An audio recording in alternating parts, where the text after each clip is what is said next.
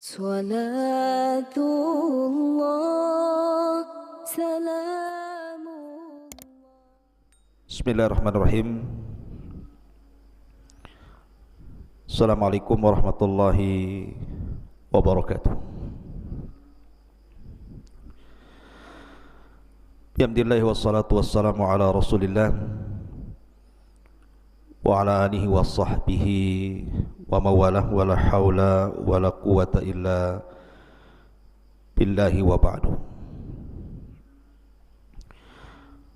Qala Allahu azza wa jalla ya ayyuhalladzina amanu taqullaha haqqa tuqatih wa la tamutunna illa wa antum muslimun. Wa qala Allahu azza wa jalla ya ayyuhalladzina amanu taqullaha wa qulu qawlan sadida yuslih lakum a'malakum wa yaghfir lakum dhunubakum wa man yuti'illaha wa rasulahu faqad faza fawzan 'azima. Wa qala sallallahu alaihi wa ala alihi wasallam man salaka tariqan yaltamisu fihi ilma sahhalallahu bihi tariqan ilal jannah.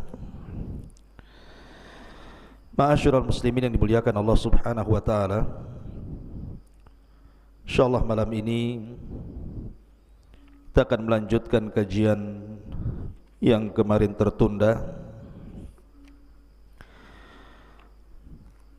di mana malam ini kita akan membahas tentang sejarah tentang Raja Talut dan juga Raja Jalut dan munculnya seorang nabi yang sangat mulia, Nabi Allah Dawud alaihi salatu wassalam. Dan kita ambil pembahasan ini dari surah Al-Baqarah ayat 249.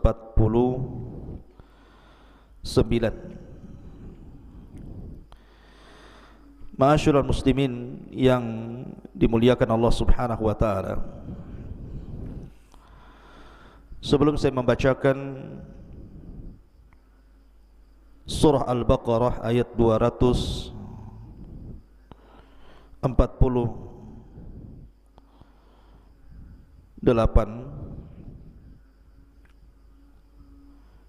kita akan sedikit memberikan muqaddimah tentang kisah yang kemarin sudah saya jelaskan, kisah Bani Israel yang dipimpin oleh Yusha ibn Nun setelah wafatnya Nabi Musa alaihi salatu wassalam. Siapakah Bani Israel? Bani Israel, jadi Israel itu nama lain daripada Nabi Allah Ya'qub alaihi salatu wassalam. Jadi seluruh keturunan Nabi Allah Ya'qub alaihi salatu wassalam disebut Bani Israel. Dan ketika Ya'qub alaihi salatu wassalam dianugerahkan oleh Allah Subhanahu wa taala banyak keturunan, sampai 12. Satu di antara 12 wanita seorang, satu di antara 12 keturunan itu adalah seorang wanita namanya Dainan. Dan dari 12 putra Yakub itu tidak semua satu ibu dan satu bapa. Karena Nabi Allah Yusuf alaihi salatu wassalam dan juga Binyamin itu dari ibu yang lain, dari istri Nabi Ya'qub alaihi salatu wassalam. Adapun Yahuda, Lawa dan yang lainnya itu hanya saudara sebapa dengan Nabi Yusuf dan Binyamin, bukan satu ibu.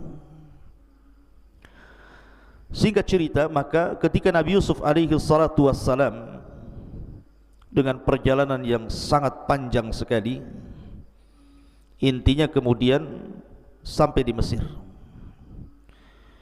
Dan Allah Subhanahu wa taala takdirkan Yusuf alaihi salatu wasallam dipercaya Fir'aun untuk menjadi bendaharawan Mesir. Tentu Fir'aun di sini bukan Fir'aun yang berkuasa di zaman Nabi Musa.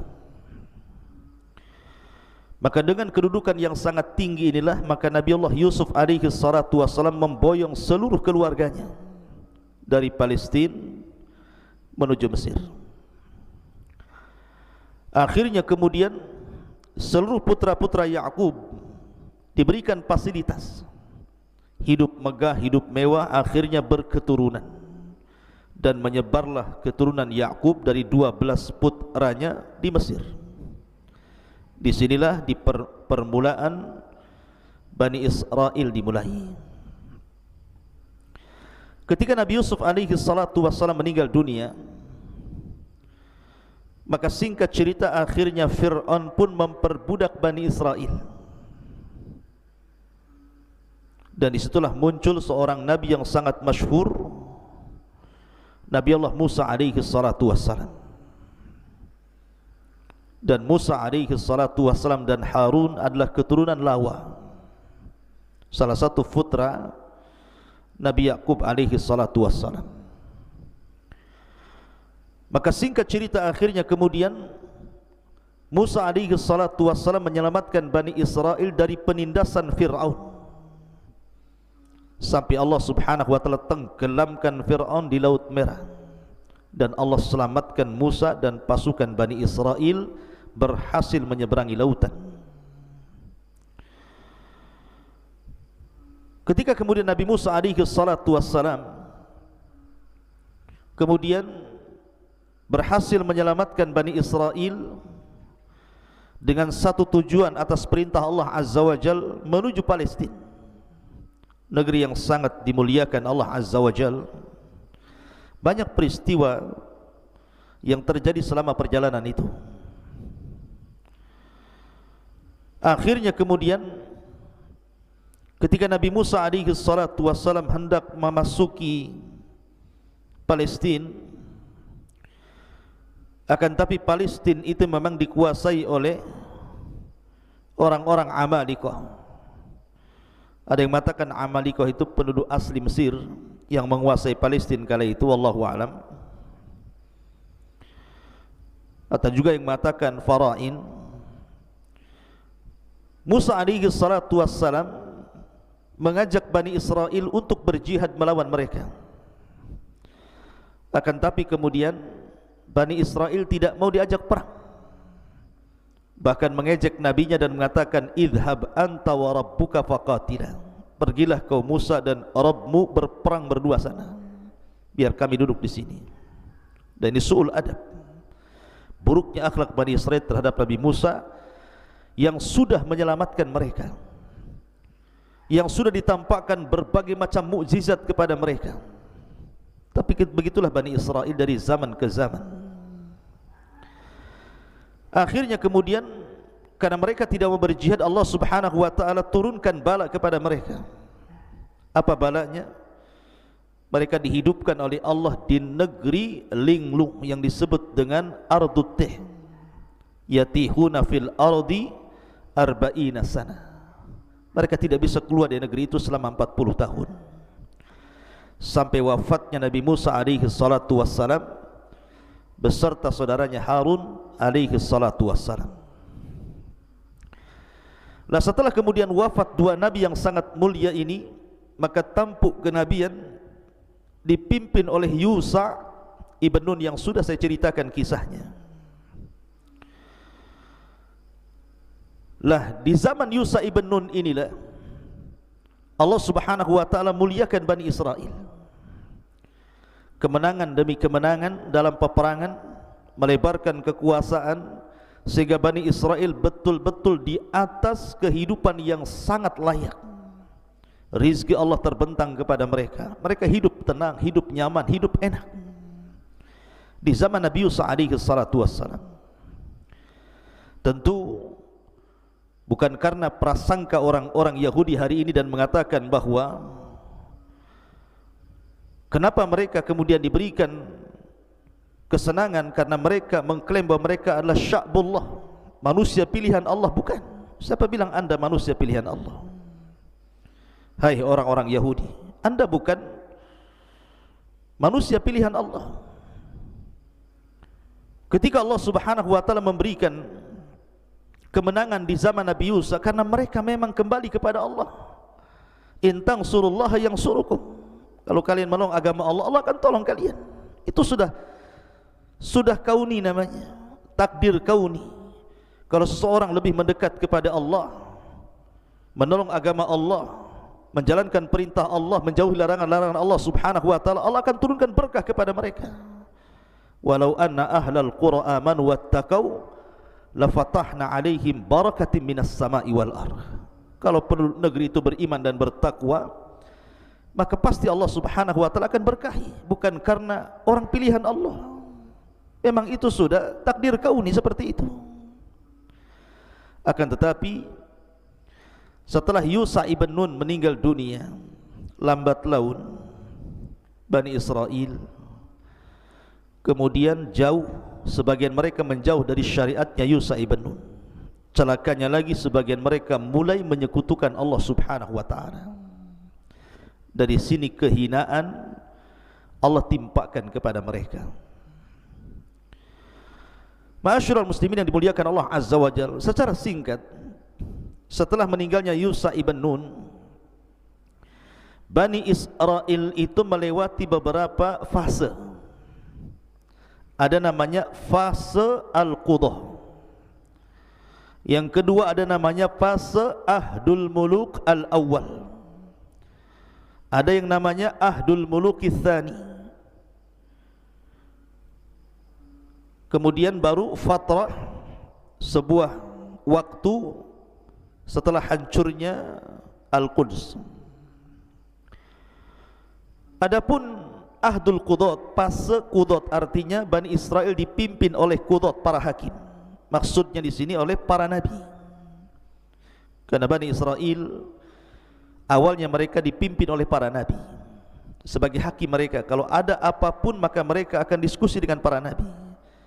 Walaupun kenyataannya banyak mereka mendustakan para nabi, bahkan sebagiannya membunuh para nabi.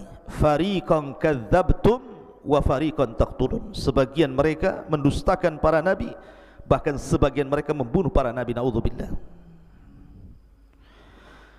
Baru setelah kemudian fase hakim-hakim dari kalangan para nabi ini, barulah kemudian ada namanya fase Ahdul Mulukil Awal, fase kerajaan yang dipimpin raja pertama di dalam sejarah Bani Israel. Dan raja yang pertama nanti yang akan saya kisahkan pada malam hari ini adalah Raja Talut. Tentu pilihan seorang nabi namanya Samuel. Siapa Samuel nanti kita jelaskan. Kemudian setelah Talut digantikan oleh Daud. Daud adalah seorang nabi yang menikahi salah satu putri daripada Talut. Dialah yang kemudian menjadi raja plus jadi nabi. Dan itu satu-satunya sejarah di mana Bani Israel dipimpin oleh raja plus nabi. Dialah Daud alaihi salatu wassalam, dan juga putranya Nabi Allah Sulaiman alaihi salatu wassalam. Baru kemudian fase yang ketiga setelah Nabi Allah Sulaiman alaihi salatu wassalam meninggal dunia, kemudian dipimpin oleh putranya namanya Rahba'am ibn Sulaiman. Di sinilah kemudian Bani Israel terpecah menjadi dua kerajaan. Ada kerajaan di sisi selatan yang disebut dengan kerajaan Yahuda, tentu dengan Yerusalem sebagai ibu kotanya. Dan ada kerajaan di sisi utara yang disebut dengan kerajaan Israel dengan Samaria sebagai ibu kotanya. Tapi kemudian akhirnya dua kerajaan ini runtuh karena putra Nabi Allah Sulaiman tidak seperti ayahnya dan tidak seperti kakeknya. Sampai akhirnya datang seseorang yang sangat zalim namanya Bukhtun Nasr, dan juga raja-raja sebelum dan sesudahnya menghinakan Bani Israel. Akhirnya Bani Israel kemudian di bawah hukum orang-orang Persia, kemudian juga Bani Israel akhirnya juga di bawah hukum orang-orang Yunan, kemudian juga Bani Israel di bawah hukum orang-orang Romawi, dan begitu seterusnya. Setiap zaman dihinakan. Na'udzubillah. Tapi yang ingin saya kisahkan di malam hari ini adalah dua fase. Pertama, fase Al-Qudat, dan yang kedua fase Ahdul Mulukil Awal. Taib, ma'asyiral muslimin yang dimuliakan Allah Subhanahu wa ta'ala, ketika wafatnya Yusha ibn Nun, maka terjadi kekacauan di antara Bani Israel. Sekali lagi saya katakan, ada sebagian Bani Israel yang masih taat dengan syariat nabinya, tapi ada juga yang kemudian mereka menentang syariat nabinya, bahkan sampai masuk kepada kesyirikan dan kekufuran.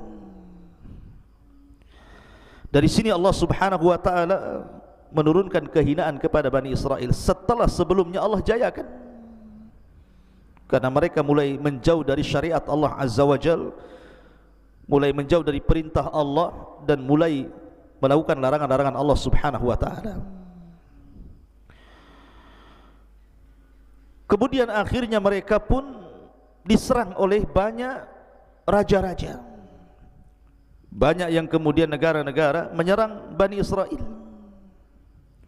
Yang sangat masyhur tentu adalah Bukhtun Nasr yang menghancurkan Palestina sehancur-hancurnya, dan sudah saya kisahkan ceritanya.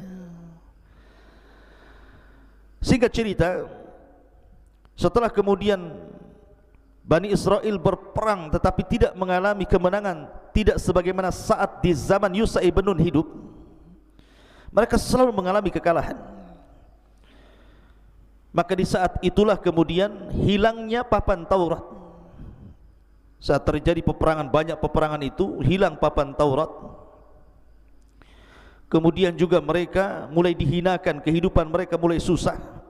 Dan yang lebih parah lagi, inqita'un nubuwah, terputusnya kenabian.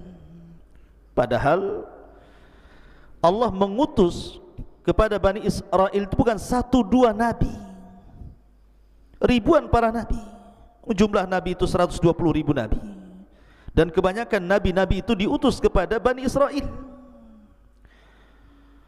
Tetapi setelah kemudian Allah berikan kehinaan dengan kemudian dijajahnya Bani Israel oleh negara-negara, kemudian terus berperang dan tidak pernah mengalami kemenangan, hilang papan Taurat, mulai susah kehidupan mereka, terputus pula para nabi.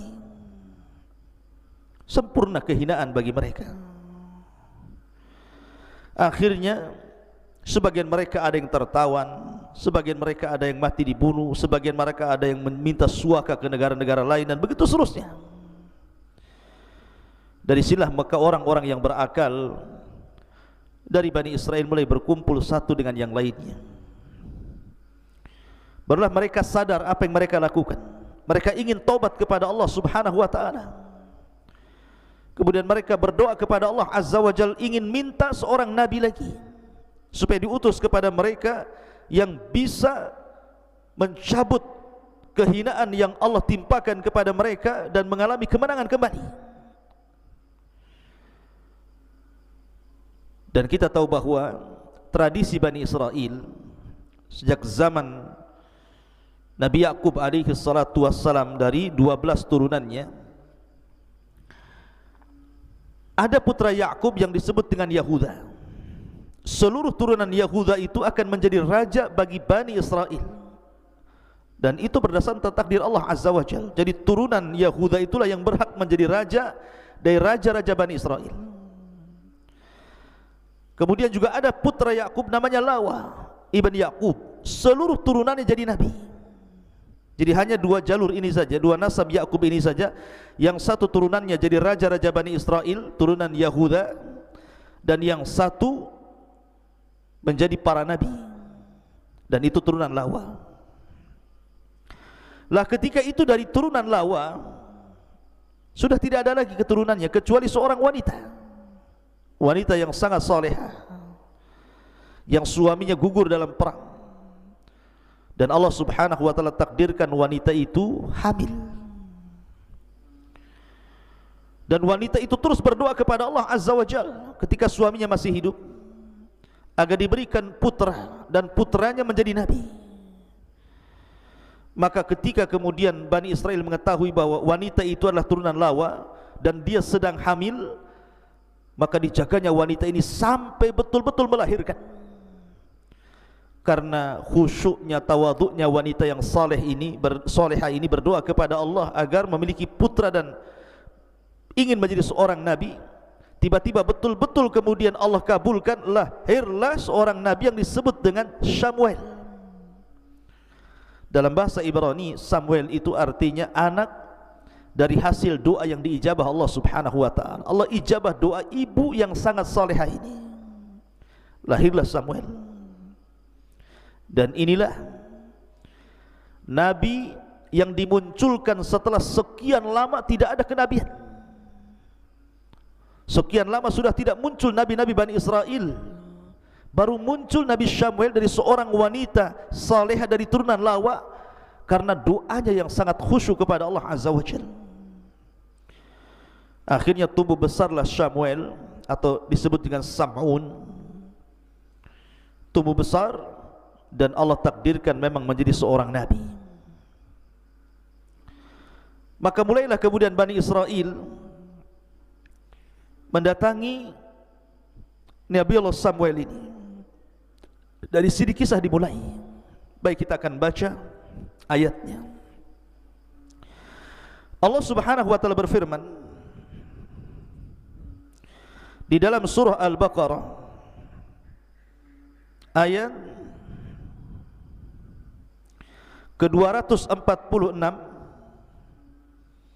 Alam tara ilal mala'i min bani Israel min ba'di Musa. Tidakkah kamu memperhatikan kepada para pemuka yang berakal dari pemuka-pemuka Bani Israel setelah wafatnya Musa? Idh qala lahum linabiyyin lahum ub'ath lana malikan nuqatil fi sabilillah. Mereka mengatakan kepada Nabi Samuel, ib'ath lana malikan, wahai Nabi Allah Samuel, kirimkan kepada kami seorang raja, pemimpin perang, agar Allah subhanahu wa ta'ala kembali memenangkan kita, memberikan kehidupan yang layak bagi kita, dan agar Taurat dikembalikan, dan kami siap berperang di jalan Allah subhanahu wa ta'ala. Tapi lihat jawaban Nabi yang bijak ini. Qala hal asaitum in kutiba alaikumul qitalu alla tuqatilu. Jangan-jangan jika diwajibkan kepada kalian untuk berperang, kalian pula tak mau perang. Subhanallah. Samuel mengingatkan kakek buyut mereka di zaman Nabi Musa. Ketika Musa hendak membebaskan Palestina, apa kata kakek buyut mereka dari Bani Israel ini? Idhab anta wa rabbuka faqatila. Pergi kau sana wahai Musa, ajak Tuhanmu perang berdua sana, biar kami duduk-duduk di sini, kita nonton siapa di antara kalian yang menang dan siapa di antara kalian yang kalah. Naudzubillah. Su'ul adab. Makanya Nabi Samuel mengingatkan soal itu. Tapi mereka sungguh-sungguh dan mengatakan, qalu wa ma lana alla nuqatila fi sabilillah wa qad ukhrijna min diyarina wa abnaina. Dan mengapa kami tidak akan berperang bersamamu dan raja yang kau pilih di jalan Allah subhanahu wa ta'ala, sedangkan kami sudah diusir dari kampung halaman kami, kemudian dipisahkan dari anak dan istri kami yang menjadi budak-budak tawanan musuh-musuh kami. Seolah-olah mereka sungguh-sungguh ingin berperang. Kami tidak sebagaimana nenek moyang kami Tapi lihat bagaimana Allah Subhanahu wa taala menjawab, falamma kutiba alaihimul qital tawallaw illa qalilan minhum wallahu alimun bizzalimin. Tetapi ketika diwajibkan kepada mereka perang, mereka berpaling.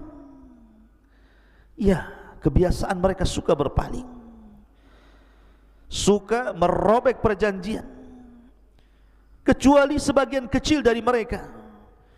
Dan Allah maha mengetahui, artinya mengetahui kondisi mereka, orang-orang zalim itu. Wallahu alimun bizzalimin. Dan Allah maha mengetahui terhadap orang-orang yang zalim. Ma'asyiral muslimin yang dimuliakan Allah Azza wa Jalla, mereka terus mengeluh kepada Nabi Samuel agar dipilihkan kepada mereka seorang raja yang akan memimpin mereka. Akhirnya kemudian Nabi Allah Samuel alaihi salam mulai mencari-cari siapa yang layak untuk memimpin Bani Israel. Dan ingat, Samuel nasabnya ada yang mengatakan Samuel itu bin Bali bin Alqamah bin Yarham bin Al-Yahu bin Tahu bin Sauf bin Alqamah bin Mahith bin Ausa sampai kepada Ya'qub alaihi salatu wassalam. Ma'asyiral muslimin yang dimuliakan Allah Subhanahu wa taala, tentu dia turunan Lawi karena dia seorang nabi kan. Tentu dia turunan putra Ya'qub namanya Lawi. Ma'asyiral muslimin yang dimuliakan Allah Azza wa Jalla, ketika itu ada seorang anak muda yang fakir, yang miskin, namanya Talut. Ada mengatakan Talut ini bekerja sebagai sakka, tukang mengairi ladang orang, diupah, miskin. Ada yang mengatakan dabbag, tukang menyamak kulit kemudian dijual kulitnya. Tapi juga ada yang mengatakan ra'il ghanam, dia tukang pemelihara kambing orang, kemudian diupah. Pokoknya kehidupannya sangat fakir, sangat miskin. Akan tapi walaupun demikian, Talut ini Allah lebihkan. Dia memiliki kekuatan fisik yang luar biasa, karena disebutkan sifat-sifat Talut itu, rajulan tawilal qamah, dhakhman hasanat tarkib, matinal a'sab, qawiyah dhakiyah, aliman mudabbiran. Jadi seorang laki-laki yang tinggi besar, memiliki badan kekar, otot-otot yang sangat kuat, orangnya cerdas, orangnya berilmu dan pandai menata, memiliki kecerdasan yang luar biasa. Suatu ketika Talut dan kawannya ini kehilangan kambing tuannya. Jadi setelah dia mengembala kambing, dihitung kambingnya kurang, rupanya hilang. Karena dia takut dengan tuannya, karena ini amanah, dia bekerja masalahnya. Dia mencari sampai ke perbatasan kota. Lah kata kawannya, kita sudah terlampau jauh meninggalkan tempat gembala kambing kita, dan kita sudah mendekati kota ini. Lah kawannya ini kenal dengan Nabi Allah Samuel, dan dia mengatakan, sungguh kita ini sudah dekat dengan kota dan sudah dekat dengan rumahnya seorang Nabi Bani Israel, Samuel. Bagaimana kalau seandainya kita mampir di rumahnya, kita minta nasihat, jangan seorang Nabi sebelum kita pulang. Maka akhirnya Talut pun mau diantar ke rumahnya. Setelah sampai di rumah Samuel, maka Samuel itu melihat Talut agak lain. Setelah kemudian memberikan nasihat, kemudian terjadi dialog antara Talut dan Samuel, Nabi Allah Samuel. Rupanya Samuel melihat ada sisi yang positif dari Talut ini, ada sisi kebaikannya, ada sisi kecerdasannya. Kemudian Samuel pun mengatakan, kenapa kau sampai di tempat ini? Kemudian diceritakanlah dia kehilangan kambing peliharaannya. Kata Samuel, sesungguhnya kambing itu akan kembali ke tempat yang engkau menggembala di situ. Dia sedang menuju sana, pulang sana. Tetapi ada sesuatu hal yang sangat besar yang akan terjadi kepadamu. Engkau akan memimpin Bani Israel. Kagetlah Talut ini, siapa saya? Tiba-tiba kemudian seorang nabi mengatakan seperti itu, tapi tidak ditanggapi. Talut pun pulang. Dari sinilah maka Allah Subhanahu wa taala katakan, wa qala lahum nabiyyuhum innallaha qad ba'atha lakum Taluta malika. Dan berkata kepada mereka nabi mereka Samuel, sesungguhnya Allah telah mengangkat untuk kalian Talut sebagai raja kalian. Dari sini muncul nama Talut. Orang-orang ini tentu mereka kaget karena bagaimanapun nasab daripada Talut ini bukan nasab para raja. Karena para raja itu harus dari turunan Yahuda, dan kalau para nabi dari turunan Lawi. Sementara Talut ini dari turunan Binyamin, saudara daripada Nabi Yusuf alaihi salatu wassalam, dari satu ibu. Binyamin dengan Yusuf itu kan bersaudara satu ibu, tapi dengan yang lainnya lain ibu tapi satu bapa. Jadi mereka mengatakan, siapa Talut itu? Qalu, mereka mengatakan, anna yakunu lahul mulku alaina wa nahnu ahaqqu bil mulki minhu wa lam yu'ta sa'ata minal mal. Subhanallah, lihat kebiasaan Bani Israel selalu mendebat nabinya. Makanya kenapa Nabi SAW mengatakan, la taqulu kama qalat Banu Israel sami'na wa asaina, qulu sami'na wa ata'na. Rasul yang mengatakan, jangan sekali-kali kalian persis seperti Bani Israel yang mengatakan kami mendengar kemudian kami bermaksiat, tapi katakan kami mendengar kemudian kami taat. Karena kebiasaan mereka itu suka mendebat nabinya. Ingat cerita Al-Baqarah yang sudah saya kisahkan, bagaimana mereka mendebat Nabi Musa. Kemudian setelah diseberangkan dan diselamatkan dari Fir'aun, melihat ada kaum yang sedang menyembah berhala, mereka pun meminta kepada Musa, ij'al lana ilahan kama lahum aliha, jadikan banyak Tuhan sebagaimana mereka banyak Tuhan. Kata Nabi Musa, Allahu Akbar, innakum qaumun tajhalun. Kok ini umat bodoh, sudah diberikan hidayah mau sesat. Ya. Lah di sini juga sama. Anna yakunu lahul mulku alaina wa nahnu ahaqqu bil mulki minhu wa lam yu'ta sa'ata minal mal. Mereka mengatakan, bagaimana mungkin Talut memperoleh kerajaan atas kami, sedangkan kami lebih berhak dengan kerajaan itu daripada si Talut, dan dia tidak diberikan kelapangan dan harta kekayaan yang banyak. Macam mana dia akan memerintah kami? Subhanallah. Ya. Lihat bagaimana jawaban Nabi Samuel. Seolah-olah Nabi Samuel ingin mengatakan, kenapa aku pilihkan Talut kepada kalian? Karena Talut itu dilebihkan 3 perkara yang kalian tidak punya. Yang pertama, qala innallaha astafahu alaikum, sungguh Allah telah memilihnya menjadi raja untuk kalian. Sebenarnya satu perkara saja sudah cukup, Allah yang pilih. Kalau Allah yang pilih, selesai. Beda kalau kita yang pilih, belum tentu selesai. Tapi kalau Allah sudah pilihkan seseorang, pasti orang ini bukan orang kaleng-kaleng. Memang Allah persiapkan dia untuk menjadi pemimpin. Ditambah-tambah yang kedua, Allah Subhanahu wa taala katakan wa zadahu bastah, dan diberikan kelebihan kekuatan fisik yang luar biasa. Bastah itu kelebihan yang banyak pada 2 perkara. Pertama, fil ilmi, dia punya ilmu, kalian tidak punya. Dia memiliki kecerdasan, kalian tidak punya.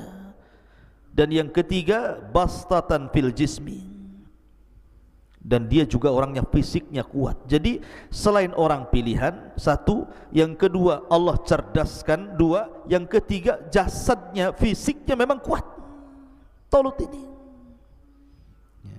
Makanya wajar Allah pilihkan untuk kalian.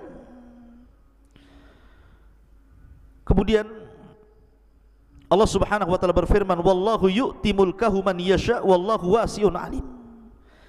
Dan Allah memberikan kerajaannya kepada siapa yang dikehendaki. Bukan kalian berkehendak, Allah yang berkehendak.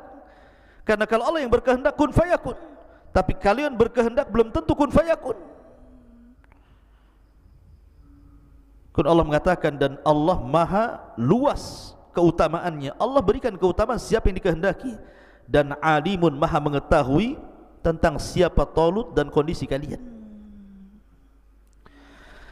Ma'asyiral muslimin yang dimuliakan Allah Subhanahu wa taala. Kemudian mulailah mereka meminta alamat. Taib, kalau memang Talut berhak menjadi raja kami, kira-kira apa alamatnya? Apa yang membuat anda yakin bahwa Talut berhak menjadi raja kami, sementara dia bukan turunan Yahuda, dia turunan Binyamin? Maka Allah Subhanahu wa taala lanjutkan firman-Nya, wa qala lahum nabiyuhum inna ayatu mulkihi an ya'tiyakumut tabutu fihi sakinatun mir rabbikum wa baqiyatun mimma taraka alu Musa wa alu Harun tahmiluhul malaika. Dan berkata kepada mereka, nabi mereka Samuel, sesungguhnya tanda kerajaannya bahwa akan datang kepadamu tabut. Apa itu tabut? Nanti saya jelaskan. Yang di dalamnya terdapat ketenangan dari Tuhanmu dan sisa-sisa peninggalan Musa dan juga Harun, dan kelak akan dibawa oleh para malaikat. Ma'asyiral muslimin yang dimuliakan Allah Subhanahu wa taala, di sini Nabi Samuel ingin mengatakan kepada Bani Israel bahwa tanda-tandanya dia memiliki tabut. Dan tabut ini semacam kotak. Dulu di zaman Nabi Musa alaihi salatu wassalam, tabut ini adalah tempat penyimpanan papan Taurat. Dan Musa alaihi salatu wassalam selalu membawa papan itu di dalam kotak yang disebut dengan tabut itu dalam setiap peperangan. Dan tabut itu adalah semacam benda yang diberkahi Allah Subhanahu wa taala. Sama di zaman sekarang kan ada benda-benda yang diberkahi seperti Ka'bah diberkahi, air Zam-Zam diberkahi, juga ada waktu-waktu yang diberkahi gitu ya. Maka tabut itu salah satu barang yang diberkahi karena isinya adalah papan Taurat. Dan Musa selalu membawa saat perang karena papan itu yang dalam tabut itu membawa ketenangan dan membawa kemenangan. Makanya kemudian Nabi Samuel meyakinkan kepada mereka bahwa Talut itu pantas menjadi raja kalian karena dia memiliki tabut yang akan dibawa malaikat dan akan diserahkan kepadanya. Akhirnya kemudian, singkat cerita, setelah Nabi Samuel berdoa kepada Allah Subhanahu wa taala, Allah kirimkan malaikat kemudian mengambil tabut. Sebenarnya di mana tabut ini? Ada yang mengatakan bahwa saat terjadi peperangan sebelum diutusnya Nabi Samuel, ketika orang-orang Yahudi dihinakan, ada yang mengatakan bahwa tabut itu dicuri oleh Raja Talut dan pasukannya, Raja Jalut dan pasukannya, dicuri oleh Jalut, kemudian disimpan di tempatnya Jalut itu. Ada yang mengatakan bahwa tabut itu hilang entah berantah ketika Bani Israel berada di negeri linglung setelah kematian Musa dan Harun. Hilang terpendam entah di mana. Lah saat kemudian Nabi Samuel memilihkan Talut untuk menjadi raja, maka malaikat mencuri atau mengambil dari Jalut, kemudian diangkat, dibawa terbang kotak itu. dan disaksikan oleh mata-mata Bani Israel. Kemudian kotak itu sedang terbang di bawah malaikat, betul-betul kemudian turun di hadapan Talut. Dan ada yang mengatakan bahwa malaikat mengambil dari galian-galian ardutih, kemudian diangkat, kemudian dibawa terbang, kemudian diletakkan di depan Talut, menunjukkan ini tanda-tanda bahwa dia adalah seorang raja pilihan Allah berdasarkan keterangan Nabi Allah Samuel alaihi salatu wassalam. Barulah mereka yakin bahwa Talut adalah raja mereka. Karena dengan adanya tabut, yang isi tabut disebutkan dalam Al-Quran di sini adalah fihi sakinatun. Tabut itu membawa sakinah, ketenangan. Ada yang mengatakan sakinah di sini adalah arihun, sebuah angin yang menghembus badan-badan pasukan Bani Israel, kemudian membawa ketenangan. Maksudnya tiba-tiba keberaniannya lebih, tidak memiliki rasa takut, dan punya optimis kemenangan. Ada yang mengatakan bahwa sakinah di sinilah ruh minallah tukallimuhum, ada ruh dari Allah Subhanahu wa taala, malaikat utusan Allah, kemudian mengajak mereka bicara, menjanjikan kemenangan kepada mereka sehingga mereka tenang. Ada yang mengatakan bahwa ketenangan di sini adalah rahmat yang Allah turunkan dan juga waqar, ketenangan yang Allah anugerahkan kepada mereka. Adapun di dalam kotak itu, kalau di masa Nabi Musa kan cuma papan Taurat saja, karena Musa sudah meninggal. Maka dalam kotak itu bukan hanya papan Taurat, tetapi tongkatnya Nabi Musa juga ada di situ. Tapi tongkat itu tentu tidak berfungsi lagi, karena itu mukjizat khusus Nabi Musa, tidak bisa dipakai oleh Bani Israel. Kemudian bekas-bekas pakaian Nabi Musa juga ada di situ, dan juga bekas-bekas pakaian Harun. Kemudian beberapa peninggalan-peninggalan Musa dan Harun ada di kotak itu, dalam tabut itu. Makanya kotak itu disucikan oleh mereka dan dianggap berkah. Kalau orang perang bawa kotak itu pasti menang, seolah-olah seperti itu. Setelah kemudian mereka yakin mereka mampu mengalahkan Jalut, ma'asyiral muslimin yang dimuliakan, dengan adanya Talut, maka mereka pun mulai berani. Kalau Allah mengatakan inna fi dzalika laayatan lakum in kuntum mu'minin, sesungguhnya pada yang demikian itu benar-benar terdapat tanda kebesaran Allah bagi kalian jika kamu orang-orang yang beriman. Akhirnya setelah kemudian pasukan disiapkan, Talut mempersiapkan pasukan pilihan,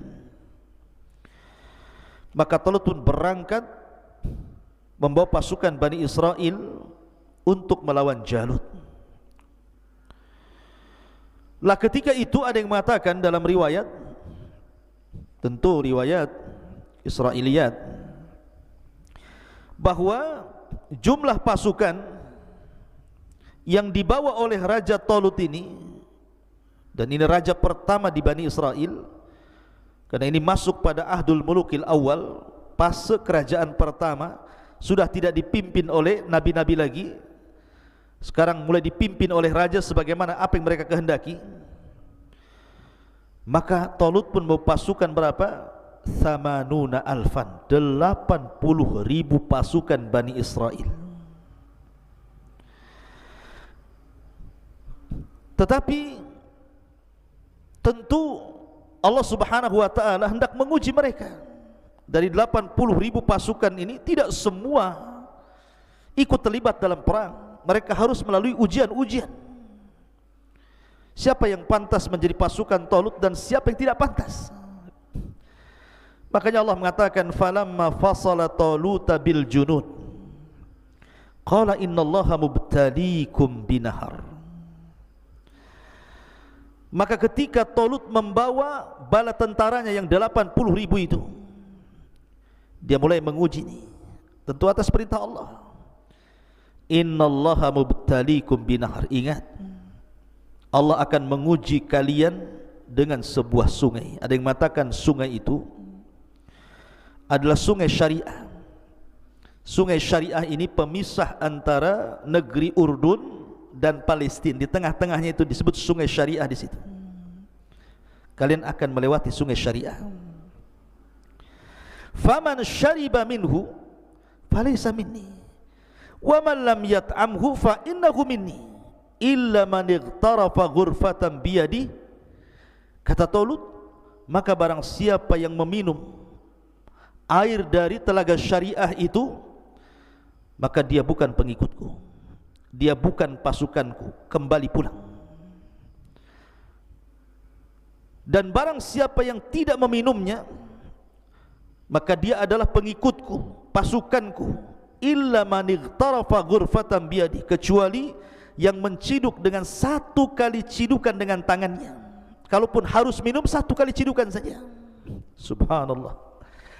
Ketika betul-betul mereka melewati sungai syariah itu, yang 80.000 orang itu, mereka sudah berjalan jauh, melintasi gurun pasir, gurun Sahara, panas, kering, kelontang, bukit, gunung, lembah. Mereka kehausan. Tiba-tiba ada sungai. Coba apa yang ada di benak anda itu? Orang kehausan itu kadang-kadang dari kejauhan disangka sungai, padahal fata morgana. Apalagi betul-betul sungai, kan begitu. Ketika masuk ke dalam sungai, sudah tidak diindahkan lagi perintah Nabi Allah perintah Raja Talut ini.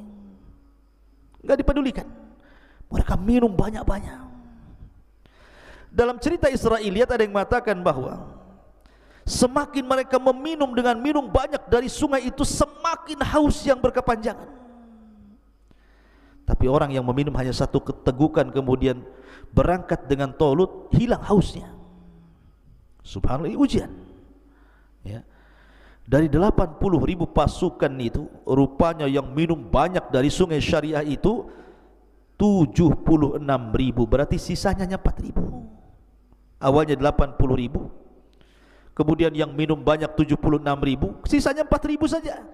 Itulah orang-orang pilihan. Bayangkan, tidak ada setengahnya, tidak ada sepertiganya. Dari 80.000, sisanya hanya 4.000 yang bertahan. Yang 76.000 tumbang. Mereka tidak layak untuk menjadi pengikut dan tentara Talut rahimahullahu ta'ala. Maka Talut pun hanya membawa 4.000 pasukan ini. Maka Allah subhanahu wa ta'ala kemudian memberikan ujian yang kedua. Falamma jawazahu huwa walladzina amanu ma'ah, ketika dia Talut menyeberangi sungai itu dan orang-orang yang beriman yang bersamanya, qalu, mereka berkata, la taqatana lal yauma bijaluti wa junudi. Nampaknya kami tidak kuat lagi pada hari ini wahai Talut melawan tentara Jalut yang sangat kuat. Subhanallah, ini 4.000 pasukan nih, padahal sudah pilihan nih. Ketika betul-betul melihat Jalut dan tentara yang sangat kuat, yang sangat banyak, mulai ciut dari 4.000 ini. Ini ujian kedua nih. Rupanya apa yang terjadi ketika berjumpa dengan Jalut dan pasukannya, berpaling 3.686 orang, sisanya hanya 314 orang. Jadi sisa tentara pilihan itu cuma 314 orang dari 80.000. Setelah berkurang 76.000, berkurang 3.000 lebih, akhirnya sisanya hanya 314. Dan 314 ini berdasarkan hadis Bara bin Azib radhiyallahu an. Ketika dia mengatakan, kunna nuhadditsu anna iddata ashabil badri mithla ashabi Talut. Kata Bara bin Azib radhiyallahu an dalam hadis yang sahih, bahwa jumlah pasukan Rasul saat perang Badar itu persis seperti jumlah pasukan Talut saat melawan Jalut, 314 orang. Ma'asyiral muslimin yang dimuliakan Allah Subhanahu wa taala. Kemudian orang-orang yang masih teguh, yang 314 orang ini mengatakan, qala alladziina yadhunnuna annahum mulaqullah kam min fi'atin qalilatin ghalabat fi'atan katsiratan biidznillah wallahu ma'as sabirin. Maka orang-orang pilihan yang sisanya hanya 314 orang ini mengatakan, Berkatalah mereka yang sangat yakin bahwa mereka akan berjumpa dengan Allah, betapa banyak kelompok yang kecil mampu mengalahkan kelompok yang besar karena izin dari Allah Subhanahu wa taala, dan Allah beserta orang-orang yang sabar. Dan subhanallah, di zaman Nabi sallallahu alaihi wasallam, apa yang terjadi dengan Talut juga terjadi dengan Nabi sallallahu alaihi wasallam dalam perang Badar. Pasukan Rasul 314 orang, sementara pasukan musuh 1000 lebih. Tapi betapa banyak kelompok yang kecil mampu mengalahkan kelompok yang besar karena izin Allah Subhanahu wa taala. Begitu yakinnya mereka. Ma'asyiral muslimin yang dimuliakan Allah Azza wa Jalla. Kemudian Allah mengatakan, walamma barazu li Jalut wa junudi qalu rabbana afrigh alaina sabran wa thabbit aqdamana wansurna 'alal qaumil kafirin. Dan ketika mereka maju melawan Jalut dan tentaranya yang sangat kokoh dan kuat itu, orang-orang yang tersisa hanya 314 orang pilihan ini mengatakan, berdoa kepada Allah, Rabbana afrigh alaina sabra, ya Allah limpahkan kepada kami kesabaran. Minta sabar. Ini pasukan banyak, kalau tidak sabar berpaling mereka. Wa tsabbit aqdamana, kokohkan langkah-langkah kami, jangan berpaling. Wansurna 'alal qaumil kafirin, dan berilah pertolongan kepada kami untuk menghadapi orang-orang kafir. Ma'asyiral muslimin yang dimuliakan Allah Azza wa Jalla, dari 314 orang ini, ketika berhadap-hadapan, kita tahu bahwa perang dulu berbeda dengan perang sekarang. Karena perang dulu itu ada istilah mubarazah. Mubarazah itu adu tanding. Mana jagoanmu, ini jagoan saya. Rupanya dari pihak Jalut itu, Jalut sendiri yang maju. Jalut sendiri yang maju, kemudian menantang-nantang jagoan dari pihak Talut. Ma'asyiral muslimin yang dimuliakan Allah Azza wa Jalla, tiba-tiba kemudian satu pasukan pun tidak berani melawan Jalut. Padahal Talut sudah merintahkan, maju satu di antara kalian lawan Jalut. Tidak bergeming. Akhirnya kemudian Talut bingung, kenapa dari 314 orang tidak ada yang mau melayani Jalut. Mulai ketakutan, diuji lagi oleh Allah Azza wa Jalla. Sampai akhirnya Talut menjanjikan sesuatu. Kalau di antara kalian ada yang bisa membunuh Jalut, kunikahkan dia dengan putriku, dan dia berhak mendapatkan kerajaan sepeninggalku. Dua keistimewaan, menikahi putri Talut dan mewarisi tahta kerajaannya. Tapi tidak ada yang mau. Mereka tahu risikonya. Walaupun ini hadiah besar, kalau harus mati konyol buat apa? Enggak jadi nikah, enggak jadi raja kan itu. Tapi Allah takdirkan, dari 314 orang ini ada anak yang paling muda, yang paling kecil di antara mereka, baik perawakannya atau usianya. Disinilah muncul nama Daud alaihi salatu wassalam. Ma'asyiral muslimin yang dimuliakan Allah Azza wa Jalla, sebenarnya dalam kisah yang lain, Nabi Daud ini sudah diprediksi oleh Samuel ketika dia berdialog dengan Raja Talut dan mengatakan, wahai Talut, sesungguhnya dalam pasukanmu itu akan ada seseorang yang akan membunuh Jalut. Kata Raja Talut, bagaimana caranya? Kemudian dia mengeluarkan baju besi. Pakaikan baju besi ini kepada salah satu pasukan. Siapa yang cocok dengan baju besi ini, maka dia yang akan membunuh Jalut. Semua tentara mencoba baju besi itu, tapi Talut tidak berbicara soal kemenangan, soal pembunuhan Jalut. Hanya pakailah baju besi ini, dipakai pada satu tentara, tidak cocok, dipakai lagi enggak cocok, dipakai lagi cocok. Terakhir rupanya cocok kepada badannya Nabi Daud alaihi salatu wassalam. Dengan sebab itulah Daud membunuh Jalut. Ada yang mengatakan bahwa tatkala kemudian Daud alaihi salatu wassalam ini hendak berperang, karena Daud ini kan memiliki orang tua seorang pejuang juga di masa sebelumnya, dan memiliki 6 putra. Yang paling kecil Daud alaihi salatu wassalam, lain nanti kisahnya ada sendiri. Lah ketika Nabi Daud alaihi salatu wassalam hendak terlibat mendaftarkan diri menjadi pejuang dan diterima, dia pun bingung harus menggunakan senjata apa. Maka di berjalan-jalan, tiba-tiba di tengah perjalanan ada suara. Rupanya suara itu datang dari batu. Kemudian batu ini mengatakan, "Ya Daud, bawalah aku. Bawalah aku. Akulah yang akan membunuh Jalut," katanya.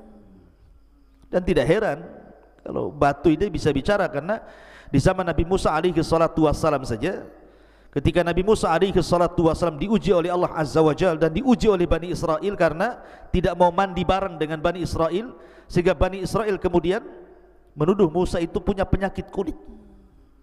Padahal Musa tidak memiliki penyakit itu, bahkan badannya paling indah di antara seluruh badan-badan Bani Israel. Tapi terus mereka mengejek Nabi Musa. Jadi ketika Nabi Musa mandi, pakaian diletakkan di batu, batu itu jalan. Dikejar-kejar Nabi Musa, dan auratnya nampak kala itu. Rupanya batu itu terus berjalan melintasi Bani Israel yang sedang mandi. Barulah mereka melihat jasadnya, fisiknya Nabi Musa. Rupanya mereka sadar bahwa itulah fisiknya Nabi Musa, tidak ada yang lebih indah dibandingkan dirinya. Subhanallah. Ma'asyiral muslimin yang dimuliakan Allah Subhanahu wa taala, begitulah Nabi Musa. Rahimallahu akhi Musa, kata Rasul, laqad udhiya bi aktsar min hadza. Sungguh Allah merahmati Nabi Musa yang sudah diuji lebih banyak dibandingkan ini. Ma'asyiral muslimin yang dimuliakan Allah Azza wa Jalla, akhirnya kemudian Allah Subhanahu wa taala mengatakan, fahazamuhum biidznillah wa qatala Dawud Jaluta wa atahu Allahul mulka wal hikmah wa 'allamahu mimma yasha. Maka mereka pun mampu mengalahkan Jalut. Pasukan Talut mampu mengalahkan Jalut dengan izin Allah. Semua kemenangan atas izin Allah. Dan Daud, dari sinilah muncul nama Daud. Dan Daud membunuh Jalut.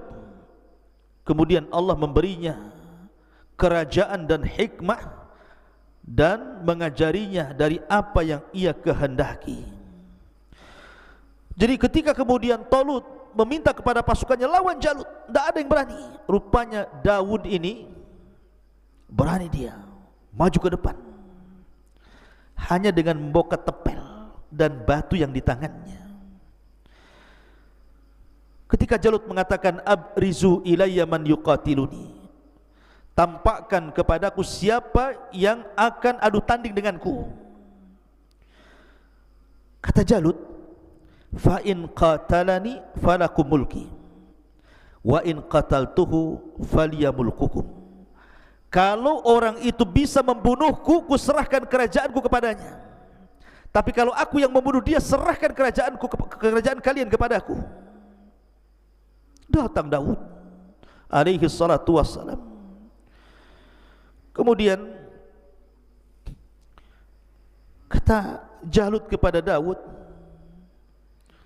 setelah mendengar sesumbar terus, tiba-tiba kemudian Jalut mengatakan, anta tuqatiluni, kau anak kecil yang akan membunuhku, yang akan gelut denganku. Kemudian dia mengatakan, na'am ya, saya yang akan melawanmu. Kata Jalut, wailaka ma kharajta illa kama takhruju ilal kalbi bil miqlah wal hijarah. Apa kamu ini? Kamu hanya bawa ketepel, kau hendak membunuhku, itu sama kau hendak keluar mencari anjing dan kau melemparnya.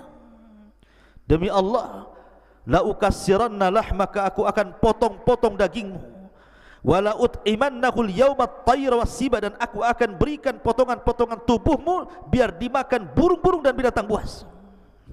Subhanallah. Ma'asyiral muslimin yang dimuliakan Allah Azza wa Jalla, Daud tenang, dia mengatakan, anta tuqatiluni bal anta aduullah, katanya, bahkan engkau musuh Allah, syarrun minal kalbi, lebih buruk daripada anjing. Ini dah saling mengejek ini. Dan tidak mengapa dalam peperangan, sombong dalam peperangan. Tidak mengapa, seperti Ali radhiyallahu anhu mengatakan, ana alladhi sammatni ummi Haidarah, sayalah orang yang diberi gelar ibuku sebagai macan hutan. Kalaithi ghabatin karihin mandara, yang sangat menakutkan. Sombong dalam peperangan enggak apa-apa untuk ngedonkan lawan, tapi sombong di luar peperangan tidak boleh. Sebagaimana tipu daya dalam peperangan boleh. Al-kardu haibun, al-harbu kaidun. Harb itu, peperangan itu tipu daya, boleh kita menipu, yang penting menang. Tapi di luar peperangan tidak boleh tipu-tipuan. Di sini saling mengejek. Akhirnya kemudian Daud alaihi salatu wassalam hanya mengambil ketepel, kemudian langsung ditujukan ke kepala Jalut. Subhanallah, terkena di antara dua matanya, tembus ke dalam otaknya, langsung tumbang kemudian mati. Allah takdirkan. Maka ketika Jalut kemudian tumbang, barulah kemudian yang lain mengepung Jalut. Nabi Daud alaihi salam langsung memenggal kepalanya, kemudian menyembunyikan kepalanya. Kemudian masing-masing prajurit datang kepada Tolut, saya yang membunuhnya. Ini buktinya tangannya, ini buktinya kakinya, ini buktinya badannya, macam-macam.